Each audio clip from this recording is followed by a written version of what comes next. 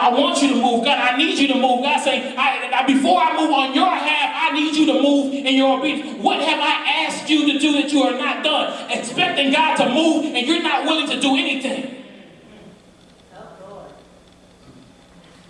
It's tight, but it's right. He won't move in your situation. You're praying these prayers. God's saying, I can't bless you because you're not even in alignment right now. You're not even in the right position right now. Is His grace and His mercy still available? Absolutely. But that grace and that mercy is an opportunity for you to get back in proper alignment.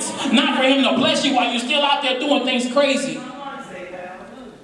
He won't move in your situation until you move in your obedience.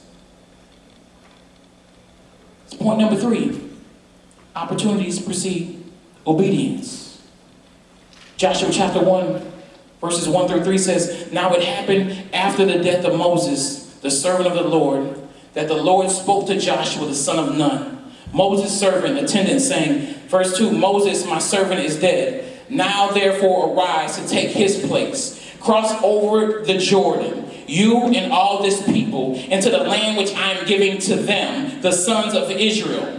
Verse 3 says, I have given you every place on which the sole of your foot treads, just as I promised to Moses. Let's drop down to verse 6. It says, Be strong and confident and courageous, for you will give this people as an inheritance the land I swore to their fathers' ancestors to give to them.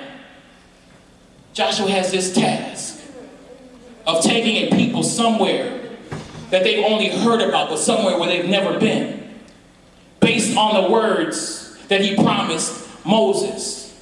So after everything that Moses has done, it would have made sense. It would have been a perfect story for Moses to lead the people into the promised land. That would have been perfect. However, the unbelief that was in the camp stopped them from being able to possess what God had promised.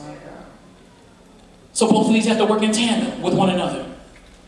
See, Moses was that foundational piece. Joshua could not accomplish what he did without the foundational work that Moses did. But the promised land would have not been secured without Joshua. And so there's many things that have been promised to us. And we have to realize, one, you have to have that solid foundation. Always acknowledge the solid foundation, because Joshua does realize that it was Moses who got the people where they are. But Joshua knows that the assignment that he was given is to take it to the next step. Joshua chapter 1 verse 14 says, Your wives, your children, and your cattle shall be allowed to stay in the land which Moses gave you on this eastern side of the Jordan. But you shall go across the river before your brothers, the other tribes, armed for battle. All your brave warriors, and you shall help conquer and take possession of their land. Verse 15 says, Until the Lord gives your brothers rest, as he has given you, and they also take possession of the land which the Lord your God is giving them, then you shall be allowed to return to your own land and take possession of that which Moses, the servant of the Lord, gave you beyond the Jordan towards the sunrise. You're saying, where are you going? He's saying he couldn't get rest until his brothers had rest, as he had given you. He could not possess what God had for him until they possess what God had for them. What are you saying, Pastor Ray? I'm glad that you asked, because just because you made it out, your assignment is not over. There's many things you're exploring God to do in your life. And God said, before you even take possession of it, you must go back and be a bridge and look, is there somebody else, God, who I need to help along the way? Somebody who my story can be a blessing to. God said, I have gifts for you, and I have blessing for you. And God said, before you take hold of it, before you can even grab it, don't even think about putting your hands on it, because I'll frustrate that plan until you look back and see and help somebody else.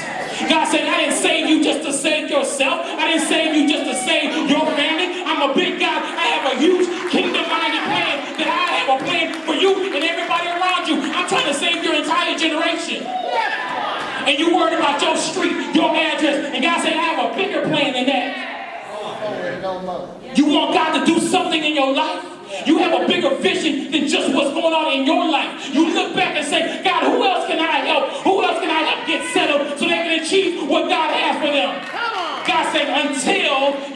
settled and they have and take possession of what God has for them, then you can go.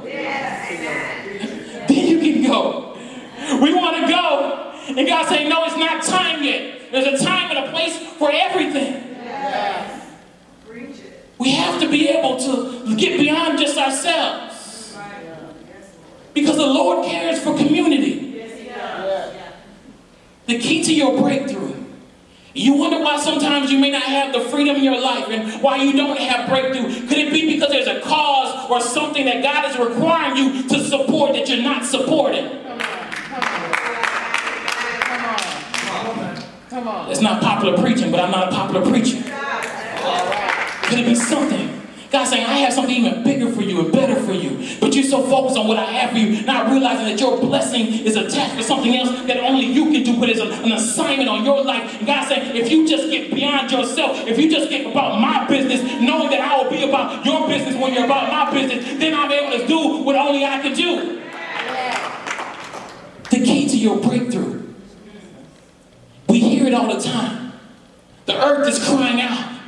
There's so much division and hostility, and people just are angry at the church and angry at God and wanting to see a sign. And there's people outside these four walls of a church, and don't get me wrong, you guys, and y'all look so good, all dressed up, all nice, but there's people out there that are dying that only you can reach. He cares about community. It's dangerous to think that there's nothing for you to do just because you feel like you've paid your dues. I said, you can't rest until they rest. So that's like, okay, man, I don't need to hurry up. Y'all need to get it together because there's some things that I'm trying to do. I said, until they rest. He said, once they rest, then you can go back and take possession. Just think about this. We have this crown right here.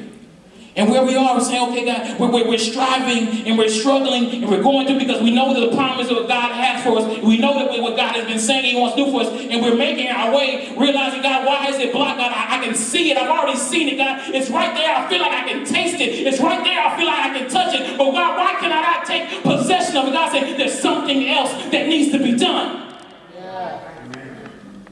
And when you take your eyes off of what God has promised you just for a second, knowing that it's not going anywhere, because what's for you, guess what? Is for you, and it's not going anywhere. God's saying, I need people to open their eyes. Look around. Your family, your co-workers, the people in your community. What can I do? God's saying, what can you do? Who's out there crying out and saying that, yeah, I need to be walking in the Spirit so you can hear? Because God's saying, I know you want possession of it, but until you do something for someone else. Proverbs 11:25 says, he who refreshes others will be refreshed. I stand firm in that scripture. Because what I've noticed is that when I get about my Father's business, the Father does a good job being about my business. And guess what? He can do my business much better than I can do my own business.